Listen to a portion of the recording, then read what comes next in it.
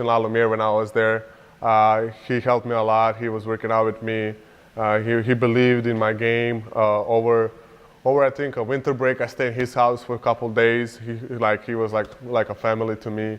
So like when he got a job, he was talking to me like, hey, like we have a spot for you if you're really into it. I'm not trying to like make you convinced. I don't know what's your plans, but if you want to come to the Paul, like we will need you, like we will use you really well, and I think you can get even better. And you know, like I know you want to play for professional, so like I can make you so much better, and we can work together. And it's in Chicago, like I said, it's my host family coaching, so it's just reasonable things for me to do. And it's a Big East. I mean, it's a better conference. I just came with all the work and preparation I did, and getting my first top 10 finish as a freshman, something I'm really proud of, seeing all the hard work be put into that finish, and hopefully many more to come. But my dad said you're going to choose one, and you're going to just basically put all your time into that, and that's what I did. And it's not time that I like have to put in, but it's time that I get to put in because I love doing what I'm doing. I mean, some of the best part is grinding in the off season, just not trying to get better. Our coach says that it's been like the hardest working group of guys that he's ever had. So just like knowing that there's going to be somebody always biting at the bit to try to squeeze in the lineup, it really pushes everybody to be their best and work as hard as they possibly can. We now have director Randy Casperson and associate producer Juliana Leprich in the studio with us to talk about the production of the documentary. Well, hey Randy, thanks for joining us today, and Juliana. So I saw a lot of emotion in some videos you sent me and some pictures. Describe that emotion behind the scenes when you were back there with them. Me and my crew spent a lot of time behind the scenes shooting all these kids going through this transformational process. And during that time, I remember going through excitement, anxiety, joy when they would get their lines right, or they would, you could see them grow. So a lot of hope, a lot of nervousness, and really you saw a lot of confidence in them grow as they matured in their roles. Would you say that emotion is one of the elements that first brought you to shooting this documentary, this certain situation? Yeah, I would say that for sure. In the process of being a storyteller, a media maker, you always want to see characters develop and change over time, and see them go over those highs and lows in terms of getting frustrated, growing, finding their voices, finding their performance, and I think we went through that with them as the camera crew, seeing that every day through the many months we were there.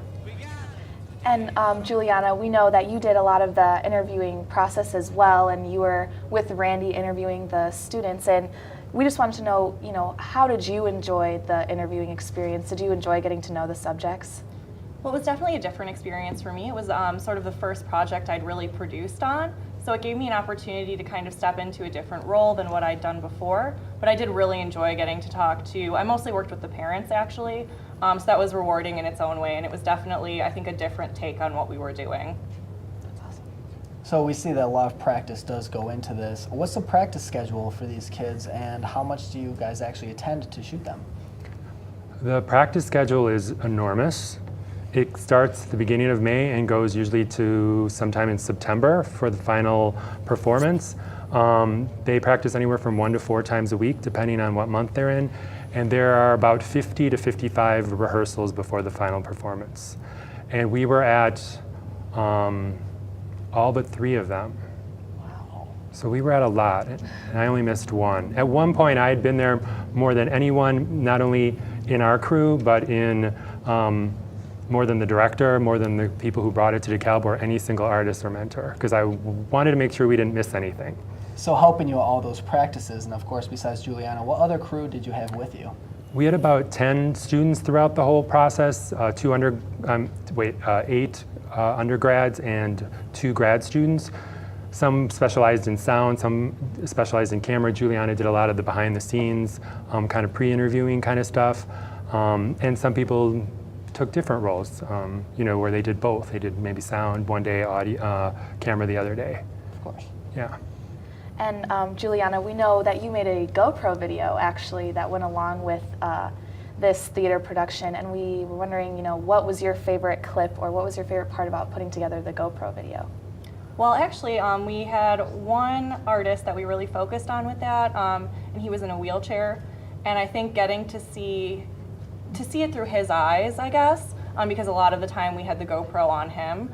So being exposed to his viewpoint of being involved in this production and just seeing it from that different angle was really interesting and was really inspiring too. All right, and then one final question for both of you. Can both answer. Just the most exciting part of directing this, co-directing this.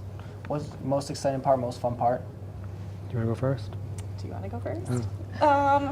Well, for me, I'd never worked on a production like this before. As I said before, I'd never produced, but I'd never even worked on a film that was any bigger than maybe like a class capacity. So it was really exciting to get to do something a little more professional. We're finally premiering it, which is awesome. We're really excited to see it on the big screen. So going through that whole process, I think for me was just really exciting. My most exciting moment on set was during the final show. Backstage, I wanted to get a shot of the character, Justin, who was in the wheelchair, smiling from behind the curtains, and I wanted to do it by myself on the final show. And I remember that was one day I got so emotional, I got a little nauseous because I was so excited because everything was kind of coming to fruition at that point because we were going to finish, at least with that part of the documentary. And so that, during the shooting, that was really exciting. And then now it all coming together and it being shown to the community I tried to showcase is really exciting and nerve-wracking, but really exciting. Well, I'm sure the kids had a blast too with you. And thank you for joining us, Mr. Casperson and Juliana. Thank you so much.